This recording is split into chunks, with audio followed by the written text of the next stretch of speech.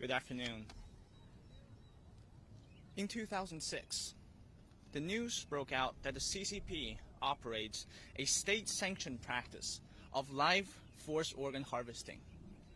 Testimonies from Chinese medical staff and other whistleblowers have revealed that Falun Gong practitioners and other prisoners of conscience are being systematically killed for their organs. At the time, many struggled to comprehend it. The abuse was so gruesome, so unprecedented, that many found it difficult to believe. Prominent human rights lawyer David Matas captured this sentiment by describing China's practice as, I quote, "a new form of evil we have yet to see on this planet," end of quote. But nearly 20 years later, we are no longer standing in disbelief. Thanks to the tireless investigations by Ethan Gutman, David Matas, David Kilgore, the China Tribunal, Doctors Against Forced Organ Harvesting, the International Coalition to End Transplant Abuse, and many brave journalists, NGOs, and medical professionals, the evidence is now overwhelming.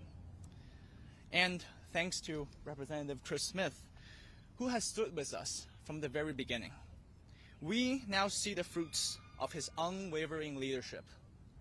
His Stop Forced Organ Harvesting Act has gained wide bipartisan support and is set for a vote today in the House of Representatives.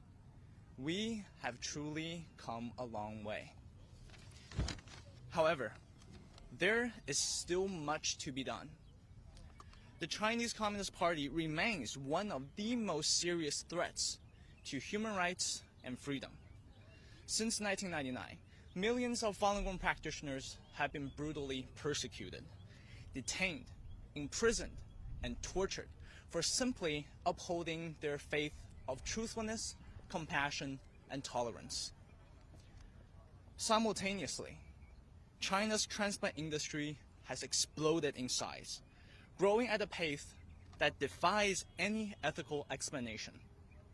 So far, there are 5,000 well-documented deaths due to torture and abuse. Moreover, an unknowable number, likely hundreds of thousands as estimated by the China Tribunal, have been slaughtered for their organs. Today, this horror is still going on. There have been multiple incidences in recent years where some Chinese doctors' comments to a journalist or foreign medical professionals made clear that this type of systematic abuse is an open secret in China. And it's not just targeting Falun Gong practitioners. Uyghur Muslims, house Christians, and other prisoners of conscience are being swept into the same machinery of abuse. That is why we're standing here today, to urge our members of Congress to stop the killing and to hold the CCP accountable. Thank you.